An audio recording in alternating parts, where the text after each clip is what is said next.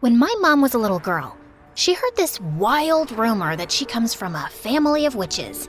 So naturally, like any sane person, she wanted to get to the bottom of this. She graduated college with honors and went all in on studying the supernatural in a more scientific way. And her big takeaway was that the supernatural is real. We just need the right means to connect with it. But even though Mom became super famous for her groundbreaking work, she still couldn't figure out if our family had any connection to witches. She was so obsessed with finding the answer that she neglected everything else, which didn't sit well with Dad. They fought all the time, and eventually, he had enough and left. Soon after, Mom realized she was pregnant with me. So she dropped her research, moved into her childhood home with Aunt Jessie, and became the most devoted mom ever. But the second I started high school, she drove right back into her witch hunt. She even had this creepy little office where she kept all the souvenirs from her years of research. And Aunt Jessie absolutely hated that place. Oh my God, Kara, who gave you that awful haircut? Mom did. What's wrong?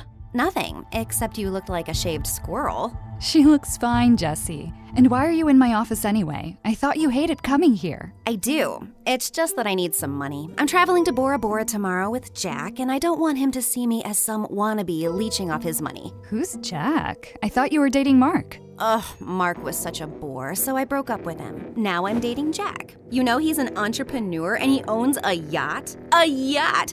Only 1,000% of the world population own a yacht, and Jack is one of them. Now, if you're done interrogating me, can I have some cash? Aunt Jessie was Mom's twin sister, but unlike Mom, Jessie was a total free spirit. She drifted from place to place, never held down a steady job, and dreamed of marrying rich so she'd never have to work. Mom thought Jessie was a total flake, and for Jessie, Mom was one science experiment away from turning into a mad scientist. So obviously, they never got along, and life went on. Until one day, everything changed. Yeah, we say that a lot around here. Just like we keep asking you to like and subscribe. So please go ahead and do that. Anyway, Mom was in her creepy office doing her usual research when we heard a loud crash. Jessie and I rushed in to check on her, and there she was, passed out cold on the floor. Her research papers were scattered everywhere, and right in the middle was this weird necklace. I ran to Mom's side while Aunt Jessie called the ambulance, but when the paramedics arrived, they said she was in a coma. Mom was rushed to the hospital, but the necklace stayed behind. I couldn't bring myself to leave it there. It felt important, like it might hold the answers we needed. So I took it and always kept it close to me. Oh my God, just toss that ugly thing already. No way! This was the last thing Mom was researching before she collapsed. She might need it when she wakes up. For what? To wear to some ugly necklace convention? Kara, you're 18. Go live your life. You sulk way too much for a teenager. And you're way too wild for someone in their 40s. Don't you care about Mom at all? Aren't you even a little worried if she's ever gonna wake up? Look, your mom's nuts, okay? For all we know, this is because she spent too much time chasing ghosts and ancient nonsense. Now, do me a favor and stop playing detective. Aunt Jessie grabbed my arm and I wanted to pull away, but I was too stunned. Not because of what she did, but because of what I saw. I had this vision where I saw Jessie in Mom's office pulling money out of her locker. You stole from Mom's locker? What locker? I didn't steal anything. But I just saw... I grabbed Jessie's arm again, and just like before, I saw her in Mom's office stealing money. I was trying to make sense of what was happening when suddenly my eyes fell on the necklace in my hand. I kept it down and touched Jessie again, and nothing. No visions this time. Could this necklace actually be showing me something? Oh no, you've got that look. The same one your mom got whenever she went on about ghosts or spirits or whatever nonsense she wasted her life chasing. Jessie kept groaning about something, but my brain was stuck on the fact that the necklace actually had powers. Every time I held it, these weird flashes would hit me. I didn't totally get what they were. Maybe they were some blurry sneak peeks into the future. Honestly, with Jessie's track record, seeing her steal from Mom felt pretty believable. But I needed proof that this thing was legit. So the next day, I wore the necklace to school, and like I suspected, every time I bumped into someone, I saw a glimpse of their future. Like, I accidentally brushed up against Madison, our cheer captain, and saw her flipping out in front of everyone. Sure enough, later that day, she dumped her boyfriend and destroyed his locker. I also saw Kyle, the class clown, going home alone to his cats, which was kinda sad. But then, I saw the rude school janitor having a terrible lunch that would keep him in the bathroom all afternoon. That instantly lifted my spirits. Oh wow, this is the best day ever! Whee! Talking to yourself, Kara? Is that your secret strategy to beat me on the test? Hate to break it to you, but it's not gonna work. Ugh, Ethan. Of course he had to walk in and ruin my perfect day. Ethan is in my class, and he's probably the most perfect guy ever. Rich, popular, a face that looks like it was carved by angels, and of course, perfect grades. He's got it all. But here's the kicker. Ethan's insanely clumsy. It's almost a talent, how bad he is at holding on to things. Lunch trays, expensive vases, kittens, you name it, he's probably dropped it. And yet, somehow, his clumsiness just makes him even more charming to everyone. Well, everyone but me. I just thought it was hilarious how someone so perfect can be such an uncoordinated mess. Oh my god. Ethan, are you okay? Did you hurt yourself? Yeah, I'm fine. Just slipped a little, no big deal. Quick, someone get ice. Call the nurse. Ethan, how many fingers am I holding up? 2? What's so funny? Oh, nothing. It's just, isn't this a little dramatic? He just tripped. He's not dying. Just for the record, I could have seriously hurt myself. What if I hit my head and broke my neck? Would that be serious enough for you? Oh my god, you're fine. You may have a concussion, but that's about it. And you literally fall every day, Ethan, multiple times a day. And you're walking just fine, aren't you? Ethan gave me the stink eye, and since then, he's been in this weird, unspoken competition with me. He tries to beat me at everything. Grades, gym class, who gets to the front of the cafeteria line first. And even though I have no idea why he's doing that, one thing's for sure. There's no way I'm letting him win. I'm here. I'm not late. Ew, what's that smell? Did you run here? Just ask Kara and I'll lend you a couple bucks for the bus next time you're late. At least I can run without tripping over a rock and rolling down the street. I don't need to run. I have a car with a private driver. And thank God for that. Or God knows how many people you would have run over by now, you clumsy fool. How dare you! Ethan lunged at me, but his foot caught on the desk, and he crashed right into me. As soon as we touched, I had this crazy vision of Ethan wandering through a forest, moving deeper like he was searching for something. And then suddenly, he reached the edge of the cliff and fell. If you keep staring at me like that, you'll fall in love. Ugh, as if. Get off me. And yeah, maybe stay away from cliffs for a while, okay? What? Did you not get enough oxygen to your brain while running over here? Just then the teacher walked in and we rushed back to our seats. That entire day, I couldn't help keeping an eye on Ethan. Even though he was a jerk, I didn't want him falling off a cliff because of some mysterious entity. That would break too many hearts at school. So later, when I saw him walking toward the woods behind the school, I decided to follow him, but he'd already walked in deeper. I kept walking straight, trying to stay optimistic, when I finally saw Ethan moving towards the cliff in a trance-like state. Ethan, stop! No response. I screamed for him again, but when he didn't stop, I ran towards him and pulled his arm, snapping him back to reality. Kara? What? Where am I? You walked into the jungle. You don't remember? No, I remember being at football practice, and now I'm just here? How did I even get here? And wait, how'd you know where to find me? Were you following me? You were, weren't you? Why? Did one of my dad's enemies send you to keep an eye on me? Tell me! For a second, I panicked. Ethan's dad was a senator, and me showing up out of nowhere was definitely weird, especially because we didn't get along. I could understand why he'd be paranoid, so I had no choice but to tell him the whole truth. So you're telling me this necklace gives you the power to look into the future? Yeah. And I know it sounds super made up, but I swear to God, it's true. And if you don't believe me... No, I actually believe you. With all the weird stuff going on in my life right now, a magic necklace honestly feels pretty normal. That's when Ethan told me that for the past few months, he was being haunted by a ghost. It showed up out of nowhere, and ever since then, his life had been a mess. I was always clumsy, but lately it's been getting worse.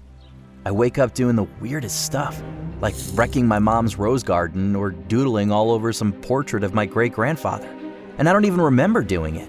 But how are you so sure a ghost has something to do with this? Because I've seen it. Sometimes late at night, I'll catch a shadowy figure in the mirror, or feel like someone's standing right behind me.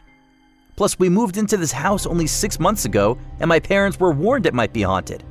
But the house belonged to my great-grandfather, and Dad was obsessed with renovating it and moving in as soon as possible. And now I'm haunted by this stupid ghost who probably wants me dead. I stared at him, trying to process what he just said. A ghost was making Ethan clumsy and dangerous? It sounded ridiculous. But then again, I was wearing a necklace that could show me the future. So maybe this wasn't totally ridiculous. You think I'm an idiot? Yes, but that's beside the point. Seems like this ghost has some serious beef with you, and we need to make sure it doesn't totally wreck your life. Follow me. Ethan watched me suspiciously, but followed me anyway, and I took him home. I led him to Mom's office, dug through some of her stuff, and pulled out a protective talisman. This should keep you safe for a while. Although the ghost might still mess with your mind, it won't be able to harm you fatally. Gee, thanks. That's reassuring. But how do you even know this stuff works? My mom was a researcher of the supernatural. I picked up a thing or two growing up in this chaos. That is, until she got sick. But I'm sure she'll be fine in no time. And this time when she's back, I'm not letting her out of my sight for even 1 second. At least you have that hope. I live in the same house as my parents, and I barely see them. Last month, when I kept waking up in random places around the house, my dad just hired a sleep specialist, then a psychiatrist, then a guard to lock my door at night. Not once did he ask me what was actually wrong. Just threw money at it until it looked fixed and I didn't cause any drama. That sounds rough, but I guess we all have our battles. I guess we do. Since then, Ethan and I were practically inseparable. Honestly, it wasn't by choice. Ethan was convinced he couldn't survive without me. And to be fair, he wasn't entirely wrong. At first, the things I saw ahead of time were small, like stopping him from burning his tongue on hot cocoa or mixing up sugar and salt. But as the week went on, things got way more intense. First, I saved him from falling into the fountain in the school courtyard. Then it was dodging a soccer ball that almost slammed into his face. But things got really serious during science class when he nearly mixed 2 dangerous chemicals together, and I had to jump out of my seat to stop him. It looks like every time I stop you from a disaster, the ghost just gets angrier and pushes you into an even bigger one. We need to stop this. Did you sprinkle salt along the floor right up against the walls of your room like I asked you to? That's the only way to keep the ghost out of your room. Of course I did, but the cleaning staff always sweeps it up and complains to my parents about the mess. They think I've lost my mind. Then ask one of your bodyguards to watch over you at night. You've got plenty of those, don't you? What am I, 5? My parents would think it's weird. You have to come up with a better solution. Like what? I can't watch you 24/7, Ethan. There's got to be another way. I have an idea. Ethan's brilliant idea was to sneak me into his massive walk-in closet overnight without anyone noticing. But why can't I just come in through the front door like a normal person? I mean, you're kind of popular. Don't you have friends coming over all the time? You mean those kids I hang with at school? They're only around because my dad's loaded. None of them are real friends. And even if they were, my dad's way too paranoid to let anyone in without running them through 100 security checks. Seriously, sneaking in is just easier. And way more claustrophobic. You'll survive. But it was tougher than it looked. Ethan's place was like a fortress. Big, sprawling gardens, guards crawling everywhere with dogs that would rip you apart. Even his closet was bigger than my room. So I slipped in and waited for Ethan while his guards patrolled the house. But with the blackout, the air felt heavy, and I started to feel dizzy. Before I knew it, everything went dark, and I passed out. When I opened my eyes, I wasn't in the closet anymore. Instead, I was standing in a dimly lit hallway with creaky wooden floors and walls lined with old paintings. Finally awake, Sleeping Beauty? I spun around to see a girl my age, dressed like she had just walked out of a 19th century drama. What is this? Where am I? Who are you? Slow down, woman. One question at a time.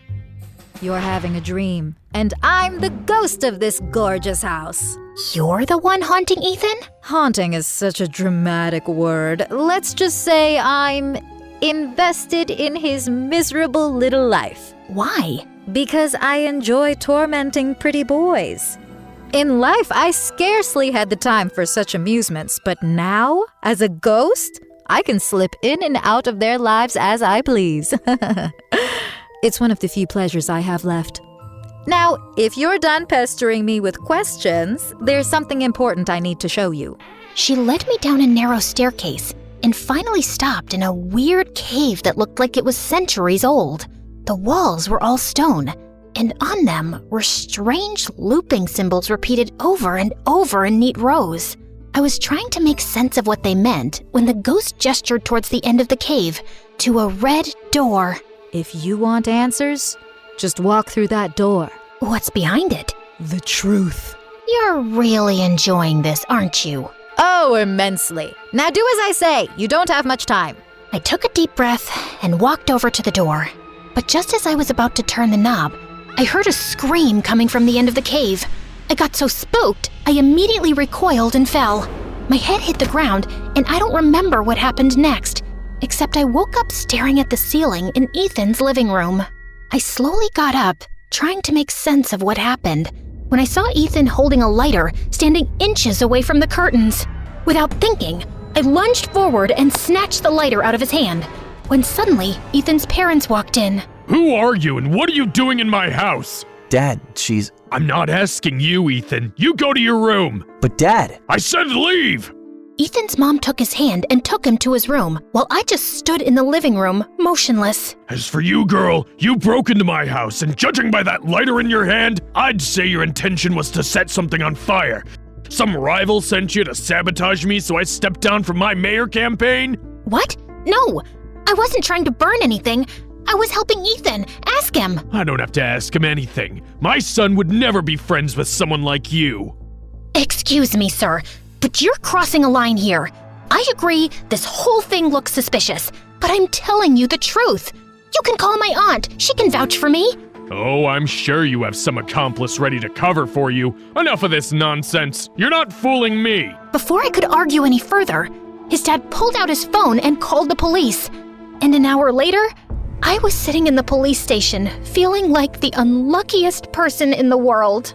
I was just about to lose my mind when Jesse burst through the doors and dragged me home. Of all the stupid, reckless, irresponsible things you could have done, Kara, you broke into someone's house? I didn't! Ethan called me there. He's my friend. So you're telling me you have rich friends like that guy Ethan, and you never told me? How could you do that? The least you should have done was to introduce me to his father. For the love of God, Jesse, his dad's married. Where are your morals? Who needs morals when you can be rich? And his dad's a politician, right? Everyone knows politicians are always looking for trophy wives. I'm sure I'd fit right in. Now do me a favor and arrange a meeting. I will do no such thing, you freak. What? I'll talk to him after break. Tomorrow at school. I didn't, because Ethan didn't turn up at school the next day, which kind of had me worried. I even called him, but he didn't answer. So I thought he was just ignoring me after what happened with his dad last night. But then, something in my heart told me things weren't right, so I decided to pay him a visit. I was outside his mansion when suddenly I started hearing voices. I walked in and froze. Ethan was standing on the edge of the roof, swaying like a leaf in the wind. His parents were shouting up at him. Guards were barking into their walkie-talkies. But no one was making a move to save him. Ethan, sweetie, please wake up. But Ethan didn't move. It was clear he wasn't himself, and if someone startled him or rushed up there, it might only push him to jump. I had to get to him somehow, so with everyone distracted, I slipped into the mansion and dashed upstairs to the rooftop. Ethan? Ethan, it's me, Kara. I know you can hear me. You're not alone. I'm here, okay? Just focus on my voice. Ethan tilted his head slightly, like he was trying to place the sound. You're stronger than this. Whatever's got a hold on you, it doesn't control you.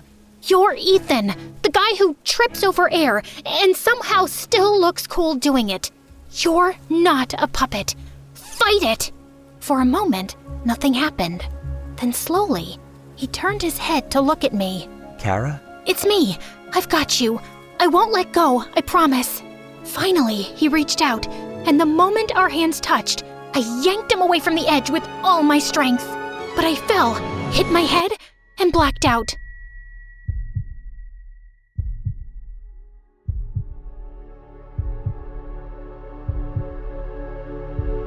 And when I woke up, I was in Ethan's room. What happened? You hit your head. Kara, I don't know how to thank you. If you hadn't come, I don't think I'd still be here. Good thing I showed up then. There's also something else you should know. Ethan reached into his pocket and pulled out my necklace. The chain was snapped, and the strange pendant was cracked right down the middle. I found it next to you after you fell. Oh no! It was the one thing that still connected me to my mom. I'm so sorry, Kara. I'm sorry that I dragged you into this mess. It wasn't your battle to fight. In fact, there's something you should know. And Ethan told me that he wasn't actually possessed, but had a rare psychological disorder that caused blackouts and hallucinations. It started when he was a kid, but it went away. We thought it was fine until these past few months. He started having these episodes. His dad's political campaign, the pressure, moving into this old place with all its creepy stories. It must have triggered it again.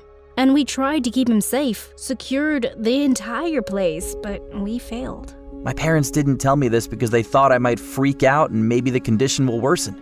But what's worse than jumping off a roof? Sorry, bad time to joke.